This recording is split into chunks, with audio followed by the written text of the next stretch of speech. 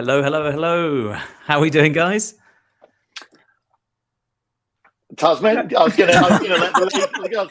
was gonna get ladies go first.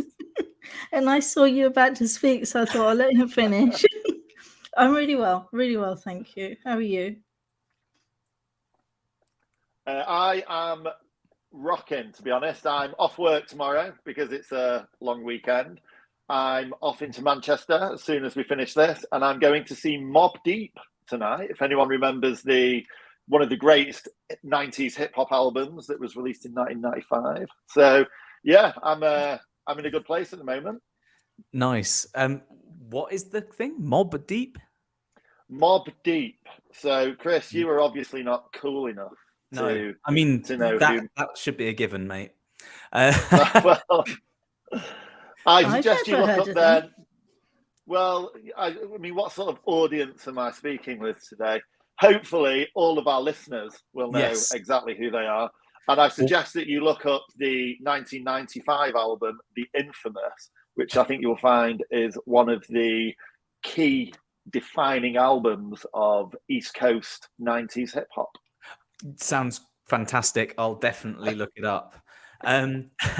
So we're live on Facebook, we're live on LinkedIn, we're live on YouTube and on Twitter. So if you've got any questions throughout, ping them to us and we'll try and get through to them. If we don't, you can get in touch with Gareth almost everywhere. You can get in touch with Tazmin almost everywhere. Sophie Brannan says she wasn't even born at the time that album came out. So we know the comments section works, which is fantastic. Today, we're going to be talking about something that I think is absolutely massively important in the world, not just digital agencies, but that's who we're here to talk to. So hopefully the whole world doesn't come on the stream. I'm not sure it can take it. It's a big thing that's very close to hopefully Gareth and Tazmin's heart. Otherwise, we've got the wrong people in the room, but definitely no, we haven't.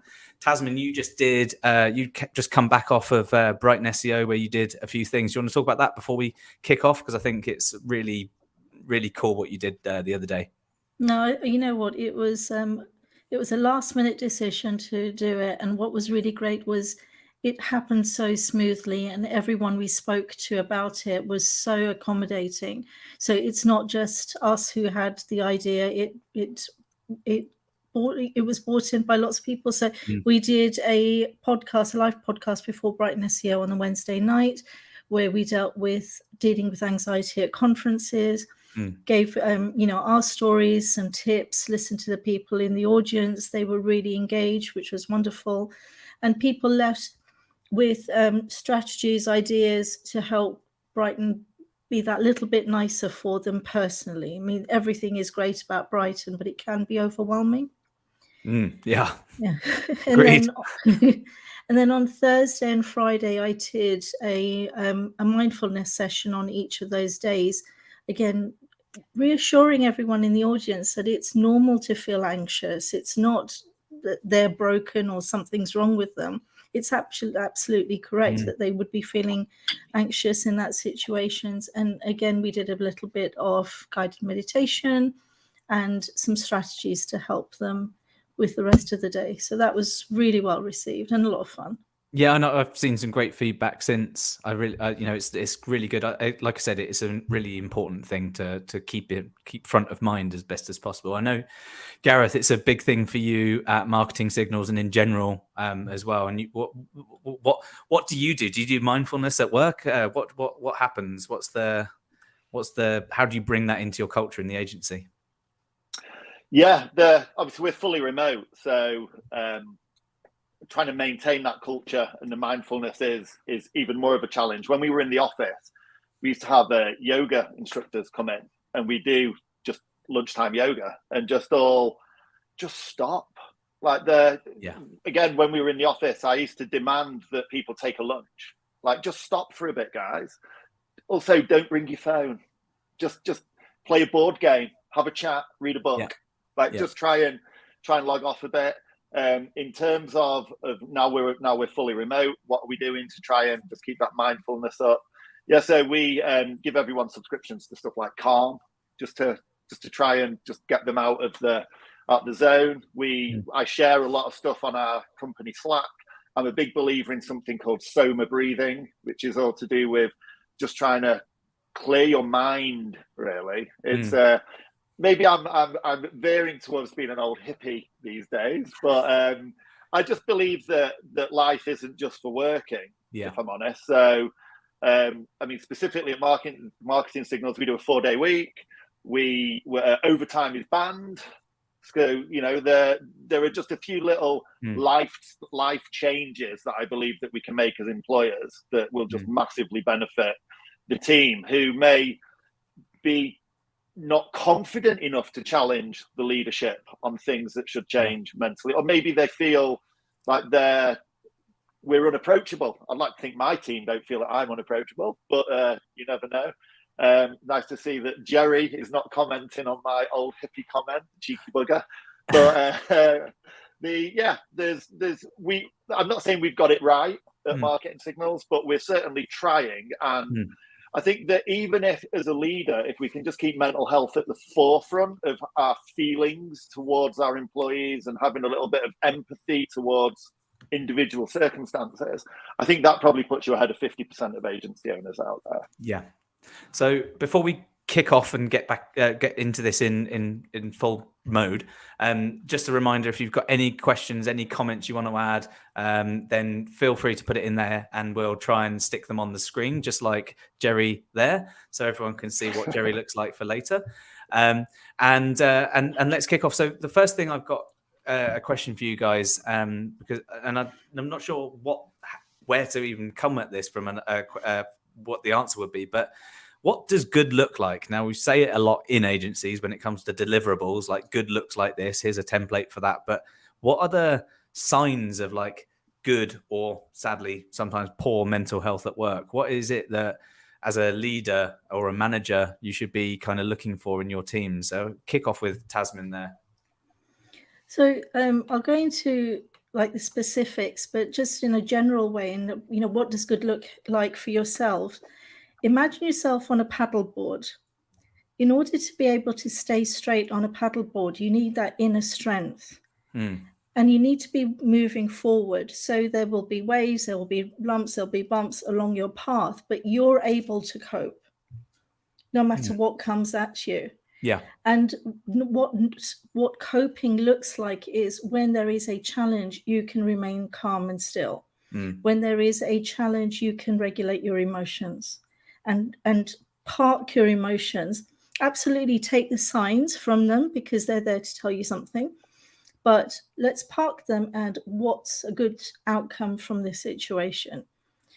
This can translate in work, this can translate into relationships, in anything. What perhaps not so good looks like is when you have those challenges, you might get teary, you might become angry, you lose control of your situations, you lose control of yourself, you lose sight of that moment. That moment suddenly is lost, and that inner turmoil takes over. Less dramatized ways of what not good looks like is you become inflexible. You don't want to do the thing that is requiring change in yourself because you want to stay where it's safe. You're very reactive rather than being proactive. You're not responding. You're just snap decisions, reflex actions, those sorts of things. I know for me, I typically, before things get too much overwhelming for me, it's a sure sign is I read an email about 18 times and still don't understand it. And that's usually when there's too much going on and I need to step away and take a break.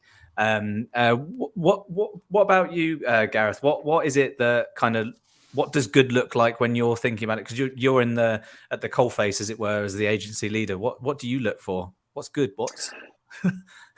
Yeah, I mean, I've quite a visual face. So if I see that my team are smiling back at me, is usually a good indication that they're not overwhelmed. And I think that one of the key words that we're going to be using quite a lot in today's discussion is the word overwhelmed. Like it is non-stop what we do. It is performance marketing in its very nature, is always on, always under pressure. Yeah. Always that desire to perform, because we all want to, most of us want to progress with our careers. And in what we do, it rains pressure down on you. And if you've got if your leadership team don't fully understand the mechanics of how to do the role, then they're not going to have any empathy towards how you're feeling. I also think that if I see that my team are having good interpersonal relationships with each other, that's usually a good sign for me that they're in a good place. Now, obviously, we are the most extroverted introverts in the world, us performance marketers. Very true. But at the same time, we need to talk to each other. And if you see somebody going into their shell, that's quite often a sign that they're just not in a good place mentally. I mean, it's Stress Awareness Month in April, so it's quite timely that we're doing this today. And stress is a massive factor to poor mental health. And if you are so short-sighted, kind of building on what Tazmin said, that you're just running at tasks without thinking about them. Whereas I saw a good friend of mine who I respect most of the stuff she says, Kirsty Hulse, said that in a training session she was doing earlier this week, she got the team to just stop and stare for 10 minutes. And you know what? Just close your mind, put your phone in do not disturb, and just think for 10 minutes, or don't think. Just turn your brain off. And I think that if you feel you haven't got the ability or the capacity in your working day to take 10 minutes out to just reset some of your mental connections, then you're in a bad place, and that bad place is going to lead to bad mental health. It's you haven't got the time is usually an excuse, because there is definitely the time, but that's I'd say that you're probably, if you're saying to yourself you don't have the time for that, you're probably creating a bit of an argument internally to why you shouldn't help yourself. You probably know the answer already, that you should be doing something. And like you say, performance marketing at its heart, at its core, if you say, I've got to stop for a minute, you're also seeing other people racing past you in your head, which can make it hard to admit that you need a break. And I think being able to foster a culture where you're able to admit that, I need a break, or you need a break. Well, not in as aggressive way as I just put it, hopefully. But you need a break as much as I need a break. Everyone should take a break and stare for a minute, go for a walk, leave your phone at your desk and things like that. It's really hard for people to admit that they want or that they need. I think good leaders should recognize that, though. Sorry, Tazmin. I think good leaders should be recognizing that. Like, if I can see that if my team are coming on calls and they're yawning more than often, like we're all tired at some point, but if they're not engaging in the same way that they used to, like it's our job as leaders to try and notice these things and almost preempt them and try and put things in place that will hopefully remotivate the team. And it could be something nothing to do with work. Let's never discount that. Everybody has a life. Work, in my eyes, work should be 20 to 25% of your life. That leaves 75 to 80% of other dramas that can potentially encroach on your working life. And again, speaking to each other and trying to work together as a team is how I mean, anxiety is a big thing amongst our cohort. And if you're anxious about performing, then you're going to lose self-confidence and self-belief, and it just all snowballs into camera off is what it snowballs to. Camera off, not engaging. There's something wrong there. And I just believe it's down to us as as agency leaders to try and pick up on that, and ideally have things that we put into place that prevent that. But at the same time, as I say, for me and my team, work is 20-25% of our lives. There's the bulk of people's life is outside of work, so you can't control everything. Yeah. And what were you going to add there, Tazmin, before Gareth it? You were saying about those people who say they don't have time, can't admit. Actually, those people who say I don't have time are the ones who really need it. And when we say that anxiousness erodes self-confidence and self-esteem, it's the other way around. It's the self-esteem that needs building up in order to help the anxiousness. So quite often we're talking about the symptoms, but we don't often go down to the root cause. Spending time thinking about nothing is great for productivity. It's great for happiness, which also then leads into productivity. It's great for creativity. It's helpful for so many things. So that 20 minutes, 30 minutes, whatever it is that you spend in the morning, ideally in the morning, calming your mind down, getting yourself ready for the day, will reap dividends throughout the day. Yeah, I agree completely. What do you think, though, like what can cause mental health issues from a work point of view, but also in general life? Like you say, it's not all about work. I feel like an analogy that I often have in my head is quite a lot of things can often boil down to a certain level of resilience. And some people have lots kind of naturally. Some people don't have very much naturally.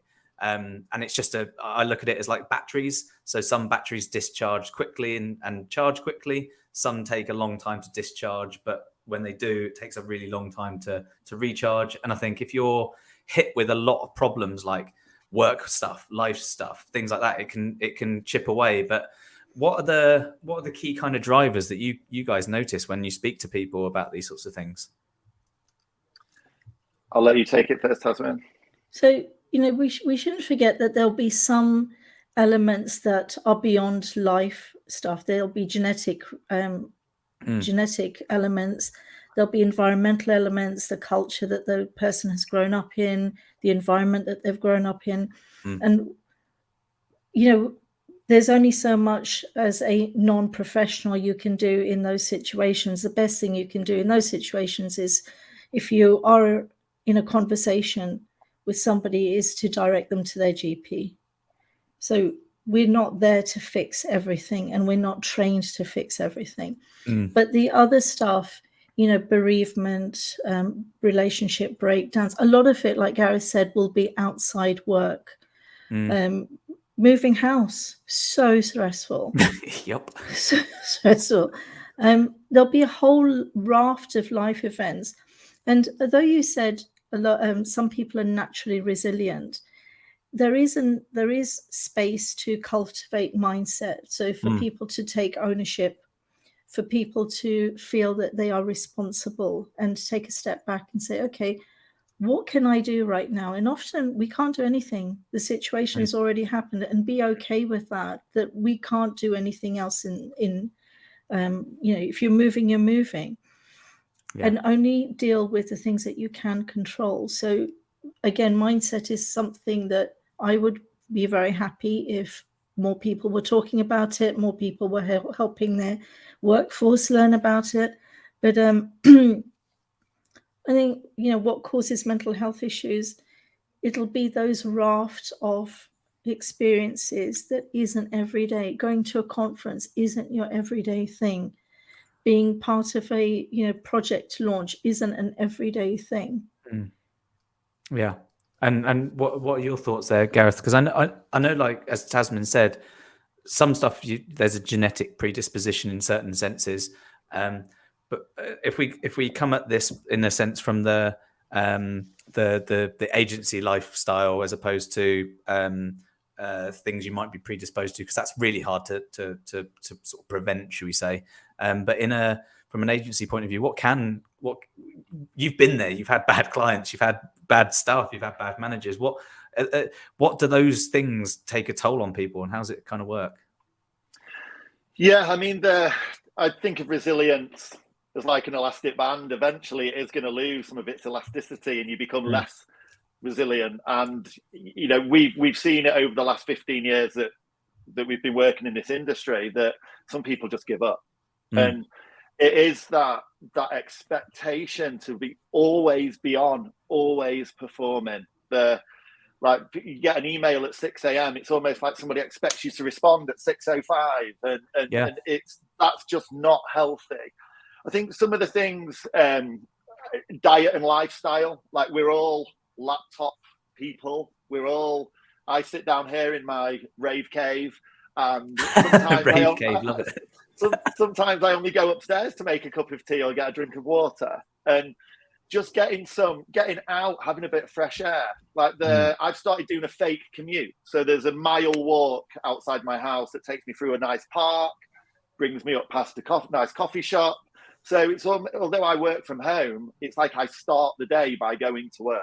And it's just that mental trigger that works for me, that then puts me out of the home to work mindset. And I totally agree with Tazmin. It is mindset, and only you can control your own mindset. I can try and influence my employees and my peers and my friends' mindsets, but if they're in a dark place, as we all end up at some point or other in our life, all you can do is try and support them. And you know, life is full of dramas. Like, if I could list you off 10 dramas I've had in the last couple of years, but I won't bother. I think there's also, we've got to take into effect maybe macro factors, like the tech industry is suffering a lot of redundancies and layoffs at the moment. There's a concern. And it might not even be to do with your digital agency, but if you're going online and you're seeing Google have laid off 10,000 people, Facebook, Meta, whatever it's called, have laid off 15,000 people. It's like, bloody hell! Like, you know, these are the people behind the platforms. Yeah. So what's going to happen to those of us that work on the platforms? Are we also going to see a drop off? There's a cost of living crisis. We're in a recession. Marketing budgets are being cut left, right, and centre. What does that mean for me? What does it mean for my business? What does it mean for my staff? Yeah. There's just it's overwhelming, is what it is. It is, and that word again about being overwhelmed and things. And I think. As an agency leader, you can accidentally overwhelm people more by presenting this kind of faux strength that isn't necessary. You do need to sort of show something that should be followed as a leader. But when there is uncertainties and things like that, it's kind of your job to provide some clarity where you can. Honesty, transparency. If you've got a really honest and transparent team, no, you're not going to tell them that you're worried about the bills in 6 months' time, but you're going to tell them these things are happening. These are the plans that we're taking. I'm thinking about this in advance because I'm thinking about making sure that we're all okay. So we don't need to worry. That's why we're doing it this way. And I think if you can own like the opportunity to sort of drive a bit of a narrative internally that those things that are out of your control are somewhat more present in the mind, then it can kind of mean that the people that work for you aren't thinking, wow, he seems to be really comfortable with everything right now, whilst Facebook's laying off a load of people. Should I be thinking about looking elsewhere, or should I learn how to crochet and start doing some other job online or something? I think, you know, the converse aspect of that is you come across a little bit. You can come across a bit arrogant in, we're fine, we've got 10 new clients this month, and add pressure on that way, in that if you don't perform, then we're not fine potentially. Well, I think it's okay to not be okay. And it's okay to seek support. And it's okay to tell your boss, I just need a couple of days out here. Like, my mind is blown. And if you're a good leader and you're working for a good leader or a good agency, they will be grateful for the fact that you're comfortable enough to open up to them. And the reward, maybe reward is the wrong word, the reward for you having the confidence to come and approach someone about the mental health issues you're having is that we have a budget to help you resolve them. And it's in my interest, put my selfish business person head on. It's in my interest to get your brain working properly again. Therefore, think about the cost of replacing someone that leaves due to burnout or anxiety or mental health. Like, I would much rather provide access to therapy.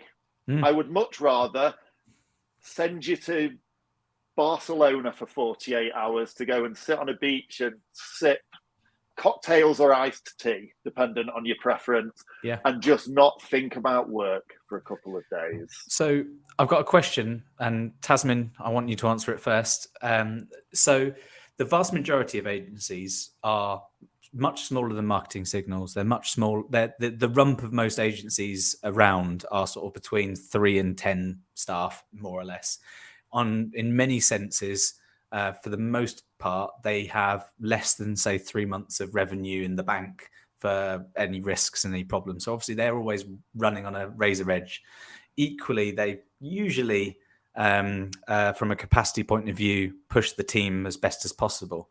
What advice do you have for those leaders when they're trying to think about, well, I'm listening to what Gareth just said about offering them the time or the budget or the opportunity to use resources and take time away? What would you advise the leader does if they're thinking, well, I can't afford that? What can they do instead, or how can they maybe work towards that kind of state? Okay, I'll answer that for that individual and also for individuals in their own capacity that have no budget, right? They are somebody like me, somebody like anybody. There is, good mental health and breakdown to the point where you need therapy, but there is a big raft of space in between. There are so many books online that you can get to help you build up your mindset. And this, we're saying about resilience can lose its elasticity. At the same time, resilience can also be drip fed into. I'm going to sound a bit like Gareth did a little while ago as the old hippie state. Hippie. And this is something that has become part of my life later in my life because I dismissed it for many, many years. So I would hear about the practice of gratitude. I'm going, what nonsense is this? However, it is now part of the thing that I do first thing in the morning. I open my eyes and I am grateful that I have another day with my family. I fling my legs over onto the floor and I'm grateful that I have carpet under my feet. I'm grateful that I'm in a bedroom. I walk to the bathroom and grateful that it's actually in the inside bathroom. I turn the tap on and I'm grateful for the fact that I have warm running water. Yeah. Now, some of this may sound woo-woo, but what it does is that it grounds me.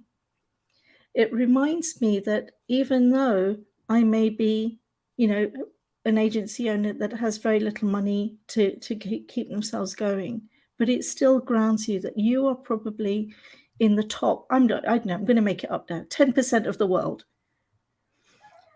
And although that doesn't pay the bills, it does put you in a stronger place to deal with the challenges that you have that day. Chris, I said this in a talk when we first met. I brush my teeth and I'm grateful I have my own teeth. Very true. I mean, those who have all their own teeth, you should all be grateful of that as well now.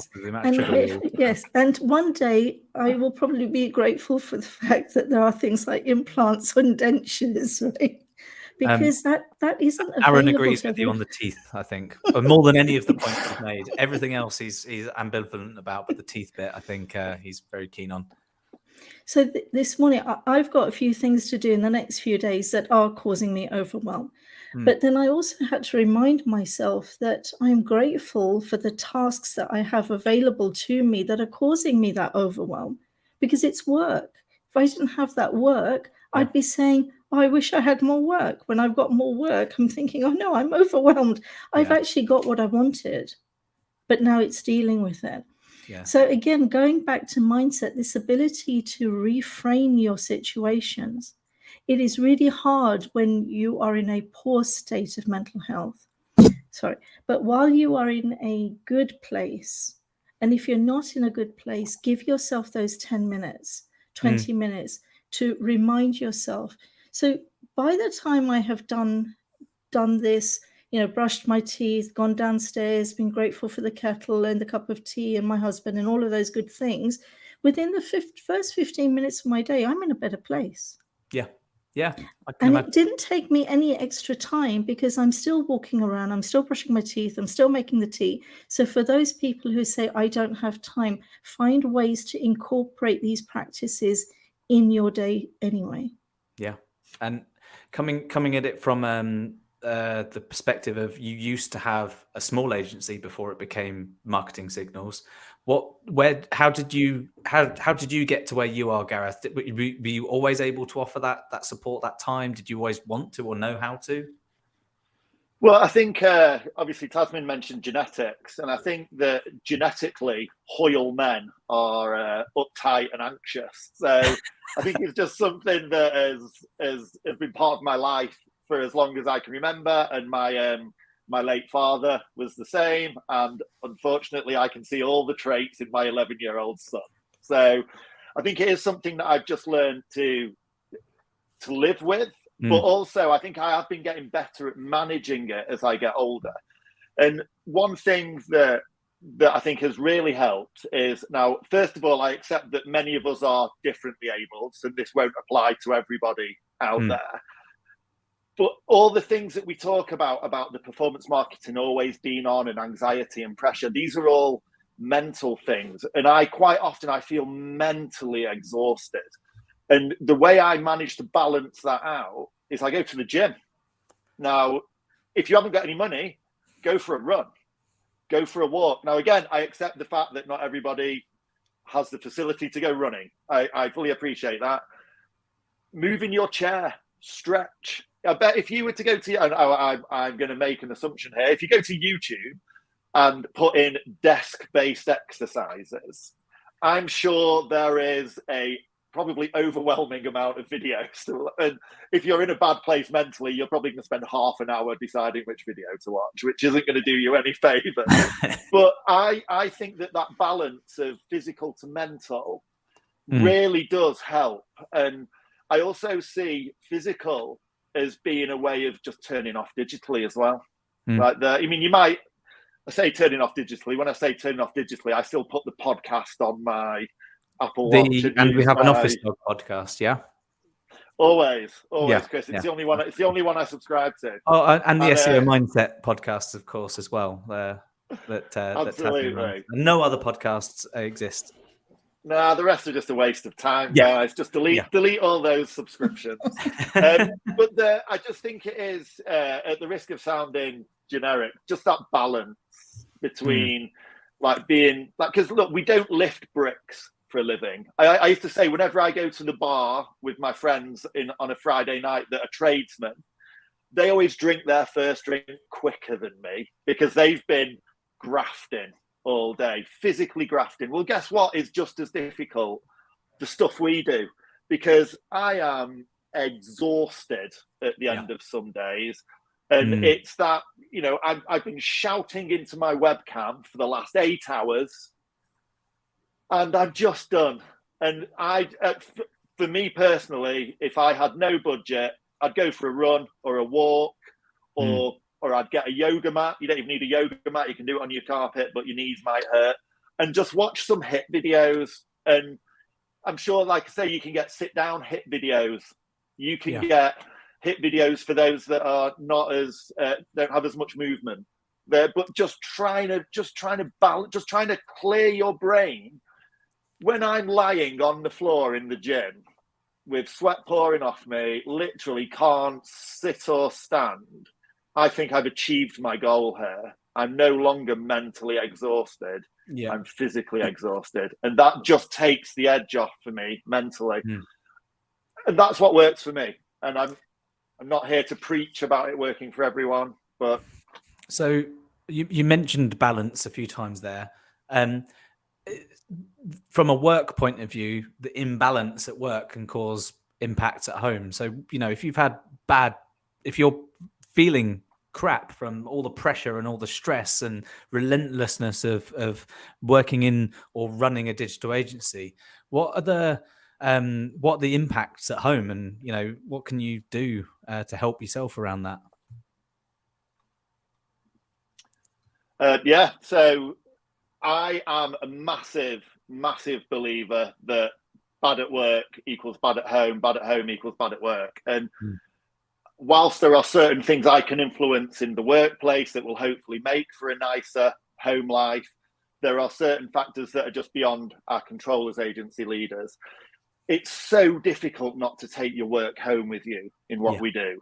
Especially if you have a boss or a client that expects you to have Slack and email on your personal phones and turn the bloody notifications off, guys. Like, you don't need to see it. I turned all my social media notifications off on my phone. I don't have a work and private phone. I just have a phone. And do you know what I realized? It doesn't matter if I don't see that email till the next morning. It doesn't matter if I don't jump on board the fact that someone's made a comment on my LinkedIn post. It'll still be there tomorrow. And I think that being able to separate work and home, especially because, again, we work remotely. I work from home. I'm very lucky that I have a basement that I've converted into an office that's got a door that I can close. And my laptop has not been upstairs since I moved into this house. It's not allowed, because this is for work and that's for what is it? Up here for thinking, down there for dancing. Is that the famous thing?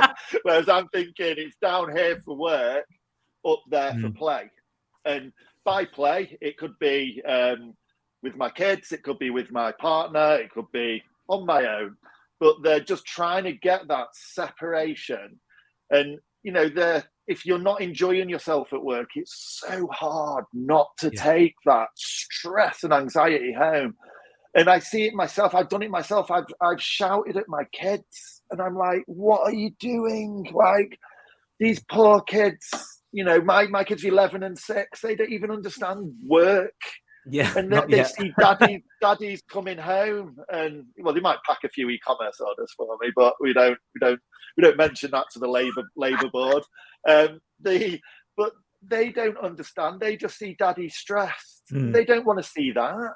So they're growing up quickly. You're wasting time with your kids in their formative years by bringing the work BS out of work. Yeah, and obviously, the higher up the food chain you go, the harder it is to leave stuff at home. I fully appreciate that. And, with the big salary comes the big responsibility. With the big responsibility comes the additional pressure. I totally get that. And, wine and weed may provide a short-term solution, but really trying to find a way that you can just leave work at work is one of the biggest things that I've done since we went remote. And I still don't think I've cracked it, by the way, because I've still got one phone that beeps all day. Yeah. But at least I can't see because it's almost like it's a mental trigger that you've got to have no notification. I mean, look, you have two people in life, people that have got 8,000 emails in their inbox and people that work for an inbox zero. I'm an inbox zero kind of guy, so I have to not see stuff. Right now, my phone is face down on the desk because I just don't want to see it, because I want to be engaged here. I call it Schrodinger's notification when you've switched it all off, because you've simultaneously got all of them and none of them, and you don't know either way until you look, and you just don't need to look until the time you choose or the time that's right. What do you think, Tazmin, when it comes to high pressure at work, and let's just pretend that we all work in offices, or we've got basements for work and dancing rooms upstairs. What do you suggest like some of the larger impacts are if you don't leave it at work? Oh, all sorts. I remember a time when I started journaling, and one of the first entries I had in my journal was, I keep shouting at the children, I'm becoming somebody I don't even like. What do I do? And through this process of every night assessing how my day had been, where I had fallen over in terms of, shouting them at them, whatever, and how would I do this next time? In this scenario, what would I do differently next time? And that really helped me calm down. That and meditation, again, a lot of hippie stuff going on, but there's all sorts of studies coming up. Science is catching up with the ways things used to happen way back when. There's a lot of merit in calming your mind down, be it through meditation, be it through yoga, whatever. So that has got me, fast forward 10, 15 years, I barely lose my temper now. Very, very rarely. Once I really wanted to make a point across to my children, and I didn't think they were getting it, so I pretended to be angry so they understood that this is a line that they shouldn't cross. But my husband and I are in a very fortunate position where we are, our plan is spend the next 6 years to build up what our ideal retirement is going to be. So I want to, in my retirement, just go around writing and speaking, and this is what I'm not building a business, I'm building an ideal retirement. None of the kids are at home. He's doing the same. So we have our work and our lives intermingled so much, but we don't mind because we like it. We enjoy our work. We find a lot of sanctuary in each other. And in terms of impact of relationship, we set goals in work. I want to reach, this level, this level, this level. Yeah. What about setting goals in your own relationship? What if one of those goals is, I will be the peace for the other? Yeah. I mean, I can't imagine having a conversation about relationship OKRs, but that's another thing, and maybe another webinar. Maybe another webinar. But if I don't meet mine, I know I'll get in trouble. It's a personal responsibility. Going back to mindset again, build your life in a way that you become the person that you really want to be. Yeah. Well, I mean, that brings me on to this really nice and neatly, actually. What tips do you have to A, manage stress, but B, a little bit more able to kind of cope when things aren't going well, or cope when things are relentless for a little while? Because sometimes, like you say, they just happen. You have to put up with it. Okay. So what would be one of your kind of core tips there, Tazmin? So are you familiar with the concept of the stress container? I'm not, and hopefully someone. Yeah. No, so you're the only one. Tell us all. So it's a way of visualizing your stress capacity, and it's talked about by Mental Health England. So imagine a container. That is the amount of stress you are able to hold. Yeah. And in times of house move, for example, your container will become smaller because your capacity to hold onto stress will be reduced. Bereavement's another one, relationship breakdown, big projects, so on and so forth. And in the other way, if everything in life is hunky-dory, your capacity will be larger. So your ability to hold stress will be enhanced. So being mindful that there is this thing of maximum for me is an awareness that is really useful to have. Now, in this container, all day long, drip, drip, drip, things that are stressful are going to fill it up. Difficult conversation, difficult morning, not being able to find the keys of the car, whatever, it'll start filling up your container. And there'll come a point where it'll overflow. And that's when you lose it. People will lose it in different ways. Somebody, it'll be anger or reaching for a cigarette or whatever. Now, at the bottom of the container, imagine a tap. So you have the ability to reduce that stress level. Some people will use helpful techniques and some not so helpful. So having another drink, not so useful. Shouting, not so useful. Chris isn't so sure about not having another drink. No, I'm being facetious. I totally agree with you. Sorry, carry on. And then there'll be more useful ways of relieving that stress. So it could be just 5 minutes in between those back-to-back meetings. And I would say nobody should have back-to-back meetings. It's ridiculous. It's not doable. It's not productive. And it's certainly not kind to your brain. So even allowing yourself 5 minutes to go and have a stretch, to go and do some breathing exercises is so beneficial. So when you're in a state of, I'm about to lose it, it's very difficult to think of, oh no, I'm going to lose it. What do I do? What can I do to relieve it? So what I get my clients to do is create themselves a self-care menu. If you're feeling like you're about to lose it and you've only got 2 minutes, what things would help in 2 minutes? Oh, so you like pick it like it's a restaurant menu? Yeah. So build that beforehand. I've got 2 minutes. I've got 5 minutes. I've got 10 minutes. I've got half a day. I've got a day. What would help me in that time? Some people will take time off and not know what to do with that time off. But actually, if you've pre-planned, you know what, I'd really like to, so one of the things I like doing is spending the day in the park with a picnic and a book. Nothing else. Nobody with me. And of course, the picnic is going to be beautiful and the book will be wonderful and the music will be great and it'll be a sunny day. That's how I imagine it. But have this self-care menu. And so those would be my ideas for relieving stress. Understand, keep checking in with yourself. How stressed am I feeling right now?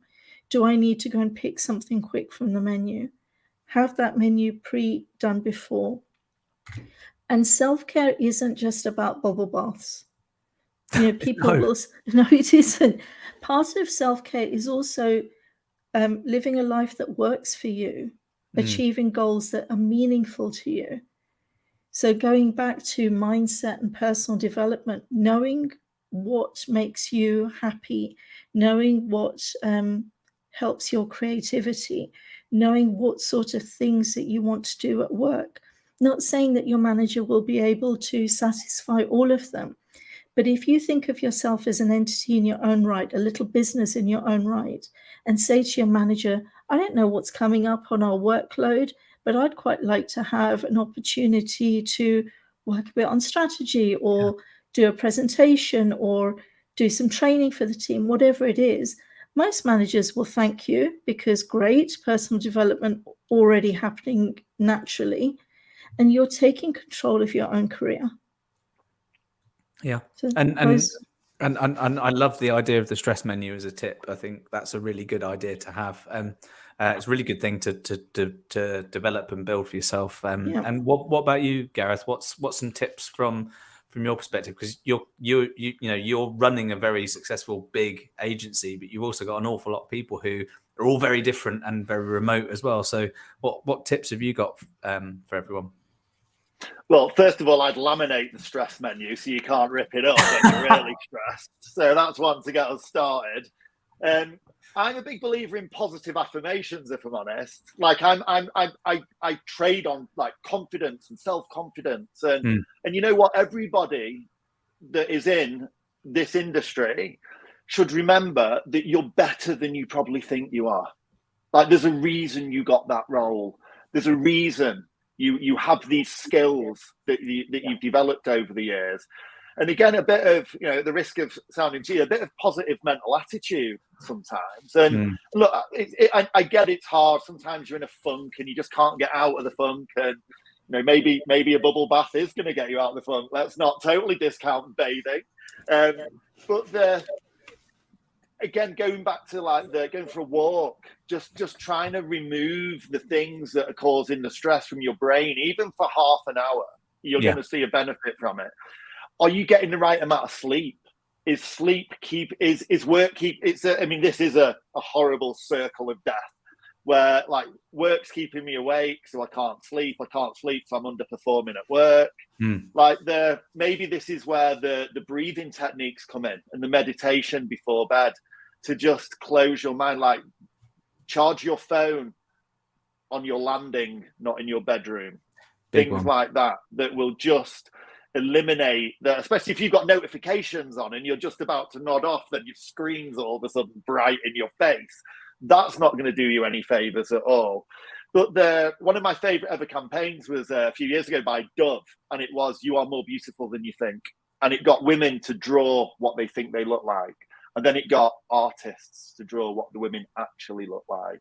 And it all comes down to self-esteem, self-confidence, and unfortunately it's a self-feeding beast. And I've been there. I've had depression in the past. I've had ways where I just can't get myself out of this horrible zone that I'm stuck in. And I was quite privileged that I took myself off to Bali for 6 weeks and I came back feeling much better. But I appreciate not everybody has that benefit, but change 6 weeks to a couple of days, an hour, just start small and build up. And that, again, exercise and fresh air. Don't undersell the benefit of just getting outside. Like, we all work on our computers all bloody day. And you know what? The buggers would have us there 18 hours a day if we let them. So just shut your laptop and go for a walk, will you? And I guarantee you'll feel a bit better. Obviously, the level of better will depend on where you're at mentally. But I promise you, the worst gym session you do is the one you don't do. So go and do it. And I should go to the gym after this. Better. I won't take my phone. Good. Well, you can save podcasts you watch, so you don't need your phone. That's it. I typically don't take my phone at all if I'm going out, like walking the dogs or anything like that. I want to enjoy the sound of the birds in the morning. I want to enjoy the sound of the world starting up, and I want to hear my dogs enjoy themselves, and I want to see things and think about things that are not work related. And the best way to do that is not have something lumping around in your pocket all the time. Evenings and things, I know you say, let your phone charge on the landing or anything like that. I have like different settings, different notification times for different times of the day. If it gets to 5 p.m, essentially my phone's on do not disturb unless you're my mum, and that's pretty much it. Well, or Vicky. But if someone can't get in touch with you, then you don't know if they've tried to get in touch with you. And for the most part, even the biggest agency in the world, clients pay monthly, staff get paid monthly, bills get paid monthly. Something that feels really important right now probably isn't really important right now. It can be you can slow down. And to sound like I'm sort of saying, I say this an awful lot to people. My grandmother used to say to me, less haste, more speed, Christopher. So you can work fast, but you don't have to rush. And rushing around is what everyone seems to think is the way to behave now. And there's no kind of need for this hustle, bustle, rat race style type thing, because it kills people. And look after yourselves, and the people that are with you will look after you, and vice versa. And I think it's really, really important to remember we're all basically poorly trained animals, really. We don't really know how we're doing what we're doing, and we don't know why we're doing what we're doing. And for the most part, smart people who've done any studies are guessing, but with data. There's a lot of ambiguity, and look after each other. We only do this once for the most part, depending on what you believe. And you're doing better than you think. Like, you should always keep that at the forefront of your mind. Like, we are our own worst enemies half the time. Self-doubt is imposter syndrome. There's so many ways of describing how most of us spend our life thinking, be grateful. Just I totally agree with what you're saying, Tazmin, about the carpet under your feet, the clean water coming out the taps, that you turn the radiator on, heat comes out of it. We're all pretty lucky, really. Well, we really are, and I often think that imposter syndrome is the exact opposite of the Dunning-Kruger effect. And if you've got imposter syndrome, you're probably doing all right. And statistically speaking, you shouldn't have even been born. So you're doing all right by breathing right now. So enjoy that. And thank you very much, Tazmin, for joining. Thank you very much, Gareth. I know that this is really important to an awful lot of people. There's been a lot of good comments in the chat there. Please reach out to Tazmin. I'm sure Gareth would love to chat inside of work hours, of course. And if you do email him outside of work hours, you get a nice little autoresponder that says, "I'm out of work hours. This isn't that important." Thank you very much again, guys. Really, really enjoyable. And I know that this is something that needs a lot more attention as well. So I appreciate your efforts here. So thank you. Thank you very much.